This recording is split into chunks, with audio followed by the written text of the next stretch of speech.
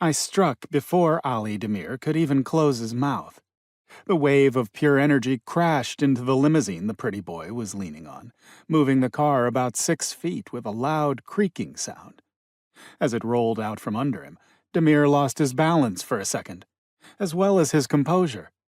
Incomprehension, surprise, fear, and a host of other emotions flashed through his eyes in that instant. Still, he did nothing about it. Typical merchant, definitely not a warrior. The next blow was directed at him. He did come to his senses and put up his shield, but the shield was instantly smashed and blown to smithereens. The amount of energy and the ability to control it are not the end-all, be-all. The main thing is acting quickly and mercilessly.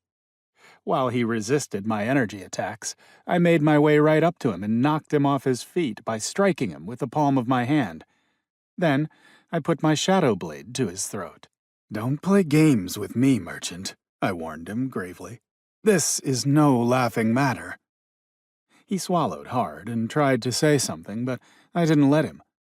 Ali Demir would only be permitted to speak when spoken to, and on the topic asked about.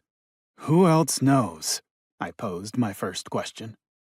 "I apologize," he began in a careful tone. "My brazenness was inappropriate." Just then, 3 men emerged from the limo, the driver and 2 gifted bodyguards. They were about to rush to their boss's aid, but Ali gestured to them to stand back, without taking his eyes off me. They followed his non-verbal command without doubt. The discipline in their clan was clearly on the level. He spoke again to me. "The head of our clan, Emery Demir, respectfully invites you to a confidential meeting." He swallowed again as he carefully weighed his words. "Only he knows. I am just his messenger." I withdrew the blade and Ali exhaled in relief. The whole time, a very surprised Linda stood nearby. She made no attempt to intervene or get involved in our exchange, but I could tell from her expression that she couldn't understand why I had reacted so violently to what seemed like the innocent words of a messenger.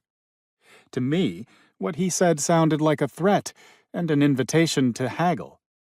The cunning merchants had learned of my identity, and were now looking for any way to skim something off me for themselves. But they had not considered the fact that I no longer had any reason to hold myself back. They'd get the prince they were looking for, all right. Negotiations with their ilk can only be undertaken from a position of power, or else by the time you're done, you won't even have any fingers left. Therefore, I at once took the upper hand. "Let your servants take my legal advisor home," I said, gesturing for Linda to come closer.